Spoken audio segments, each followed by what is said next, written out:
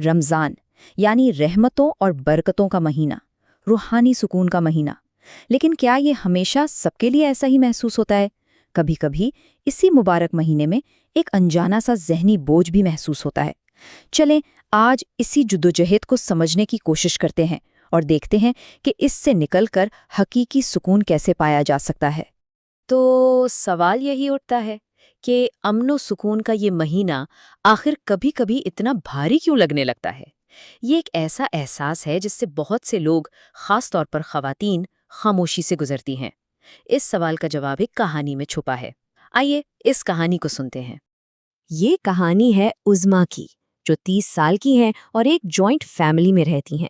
ان کی زندگی شاید بہت سوں کو اپنی جیسی لگے گی۔ ان کے تجربے کے ذریعے ہم رمضان کی اس اندیکھی، انکہی جدوجہد کی گہرائی میں اتریں گے۔ رمضان شروع ہوتے ہی عظما کا شیڈیول جیسے ڈبل ہو گیا۔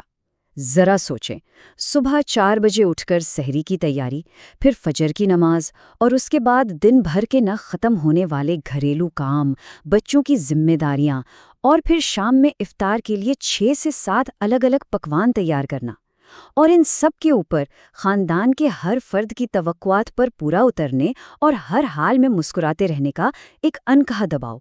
یہ تو تھی جسمانی مشقت کی بات، لیکن اس بے پناہ دباؤ کا عظما کی روحانی حالت پر کیا اثر ہو رہا تھا؟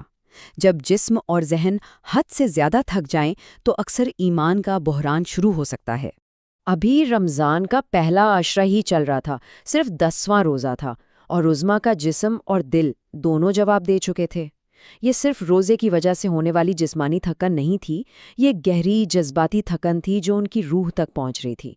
اور اس تھکن کا اثر ان کی عبادت میں صاف نظر آنے لگا۔ نماز میں وہ کیفیت ہی نہیں بن رہی تھی جس کی انہیں تلاش تھی۔ جب وہ رہنمائی کے لیے قرآن کھولتی تو الفاظ سمجھنے کے بجائے آنکھوں سے بے بسی کے آنسو بہنے لگتے۔ روحانی سکون کی جگہ ایک گہری بے چینی نے لے لی تھی۔ اور پھر وہ لمحہ آیا جہاں عظما نے سارا الزام خود پر ڈال دیا۔ انہوں نے سوچا کہ مسئلہ باہر کے حالات میں نہیں بلکہ خود ان کے اندر ہے، کہ شاید ان کا اپنا ایمان ہی کمزور پڑ گیا ہے، اور یہ سوچ ان کے لیے سب سے زیادہ تکلیف دہ تھی۔ لیکن پھر کہانی میں ایک موڑ آیا۔ عظما نے ہمت کر کے مدد مانگنے کا فیصلہ کیا۔ ایک اسلامی لائف کوچ سے بات چیت نے انہیں ایک ایسی تشخیص دی جس نے ان کی پوری سوچ بدل کر رکھ دی۔ کوچ کے الفاظ بہت سادہ لیکن گہرے تھے۔ انہوں نے کہا، تمہارا ایمان کمزور نہیں، تمہارا دماغ اوور لوڈ ہے۔ یہ سننا عظما کے لیے ایک بہت بڑی راحت تھی۔ پہلی بار الزام ان کی ذات سے ہٹ کر اس بوجھ پر آیا جو وہ اٹھا رہی تھیں۔ تو یہ ذہنی بوجھ، یا جسے مینٹل لوڈ کہتے ہیں، یا آخر ہے کیا؟ یہ وہ اندیکھا غیر مرئی کام ہے جس میں گھر کی ہر چیز کی منصوبہ بندی کرنا، ہر چھوٹی بڑی تفصیل کو یاد رکھنا اور خاندان کے ہر فرد کی جذباتی ضروریات کا خیال رکھنا شامل ہے۔ یہ وہ بوجھ ہے جو نظر نہیں آتا لیکن سب سے زیادہ تھکا دیتا ہے۔ عظما کے اس بوجھ تلے دبنے کی ایک بڑی وجہ وہ سماجی اور ثقافتی سوچ بھی تھی جس میں وہ پلی بڑھیں۔ یہ خیال کہ ایک اچھی عورت کی پہچان یہ ہے کہ وہ بغیر کسی شکایت کے اپنی صحت اور اپنا سکون سب کے لیے قربان کر دے، اسی سوچ نے انہیں مدد مانگنے سے روکے رکھا تھا۔ تو جب مسئلہ سمجھ آ گیا تو حل کی طرف بڑھنا بھی آسان ہو گیا۔ کوچ نے عظما کو کوئی لمبی چوڑی تھیری نہیں بتائی، بلکہ سکون کی طرف لے جانے والے 3 بہت ہی عملی اور آسان قدم بتائے۔ یہ 3 قدم کیا تھے؟ پہلا، دن کا آغاز اپنے لیے صرف 5 منٹ کی خاموشی سے کرنا، گہری سانسیں لینا تاکہ ذہنی تناؤ کم ہو۔ دوسرا، پرفیکٹ افطار کے دباؤ سے خود کو آزاد کرنا، مقصد اللہ سے جڑنا ہے، دسترخوان سے لوگوں کو متاثر کرنا نہیں۔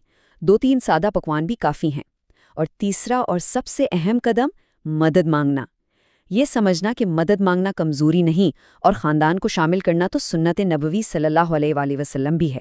ہمارے پیارے نبی صلی اللہ علیہ وآلہ وسلم بھی تو گھر کے کاموں میں ہاتھ بٹاتے تھے۔ تو ان چھوٹی چھوٹی تبدیلیوں کا نتیجہ کیا نکلا؟ عظما کا رمضان کیسے بدلا؟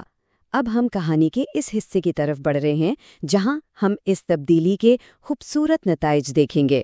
عظما کی پوری ذہنیت ہی بدل گئی۔ جہاں پہلے ہر چیز کو پرفیکٹ کرنے کا دباؤ تھا، وہاں اب عبادت میں دل کی موجودگی اور سکون تھا۔ ہر کام کو بوجھ سمجھنے کی جگہ اسے رحمت کا احساس ہونے لگا، اور کمال حاصل کرنے کی فکر کی جگہ دعا نے لے لی۔ اور یہی اس سفر کا سب سے خوبصورت نتیجہ تھا۔ اپنی سوچ اور روزمرہ کی عادتوں میں ذرا سی تبدیلی لا کر عظما نے آخرکار رمضان کی حقیقی روح کو پا لیا۔